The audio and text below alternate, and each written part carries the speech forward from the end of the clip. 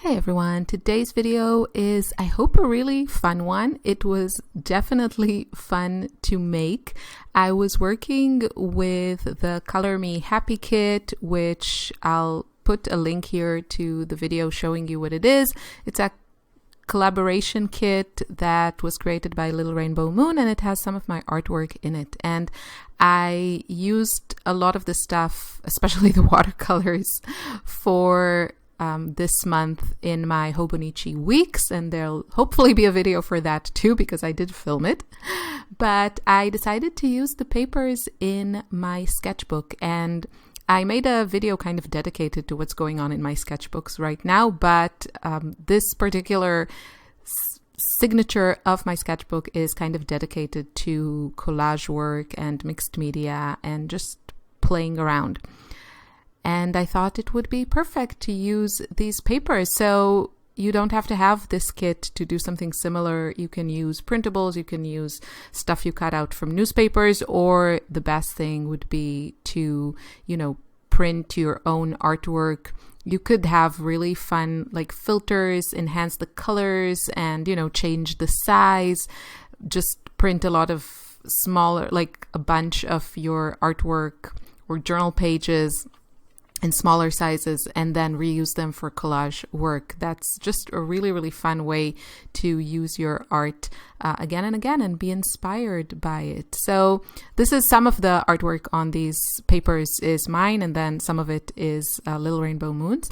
But the way that I kind of approached this was very, put down the papers, whatever attracts you, and then look at areas in those papers and kind of draw inspiration from there. And usually I think what happens, it can start in a very copy this area like I did here with the turquoise and then the green stripes. I was just trying to create that area in the bottom right corner of the piece of paper that I used.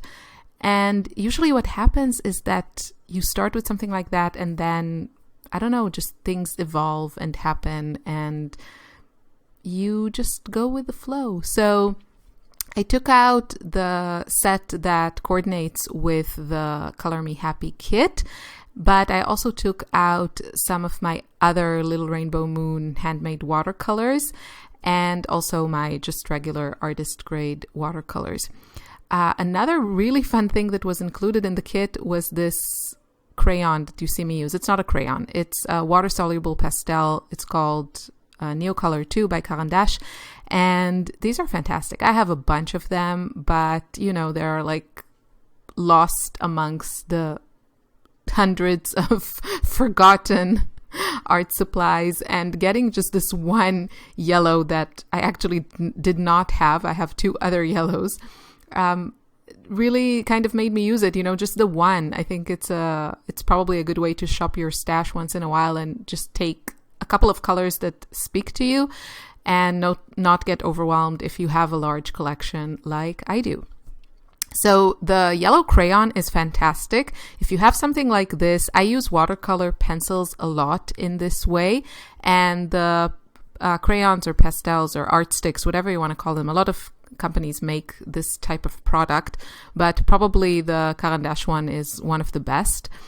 The nice thing about it is that if you kind of sketch or use them through wet watercolor, it activates the pigment because it is water soluble, and then you get like really nice mixes. And I paint with a lot of bright colors, a lot of pinks, a lot of turquoises, and when I use a yellow pencil, watercolor pencil or crayon, it creates really beautiful oranges when I draw through the pink watercolor, or greens and kind of minty colors when I draw through the turquoise.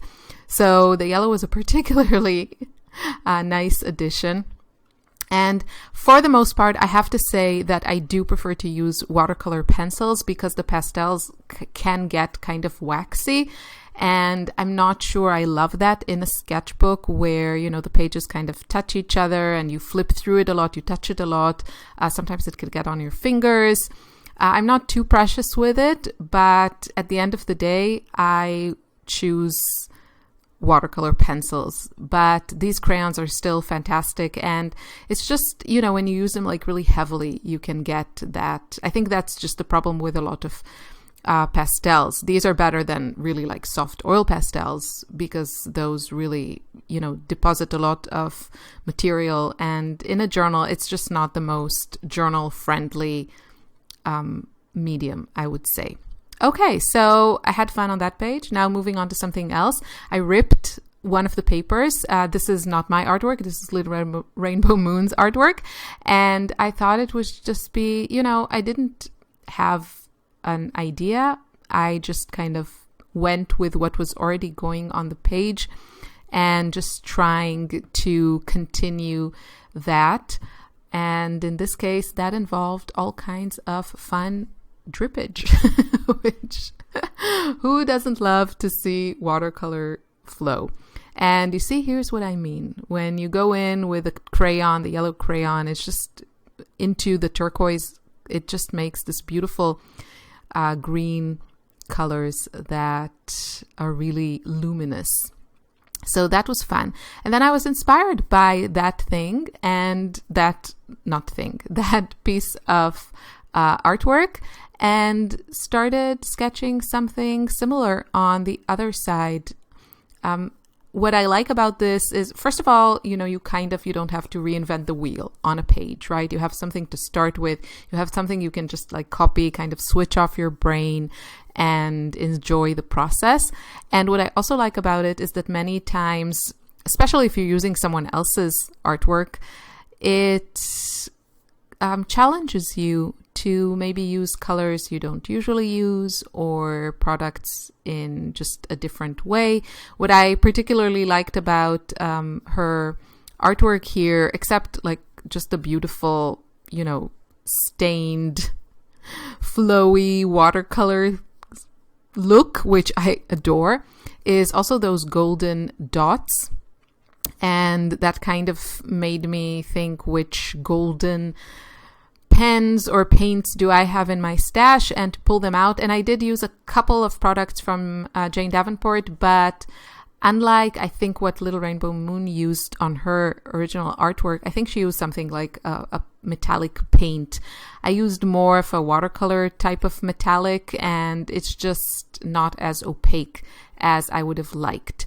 But it was still fun to grab some products that I like metallics, but I don't think I have kind of reached that place where I feel like I know how to use them. I think one thing I know I really, really enjoy when I use metallics, for the most part, I prefer flat colors, but I think a little bit of metallic can make a really beautiful, addition to artwork. And I really like it in splatters. Usually in splatters, you get a very kind of concentrated effect of that sparkle, that metallic shine. And I really like that. So I have all kinds of sparkly brush pens, and I just don't use them a lot because I'm just not sure how I like to use them.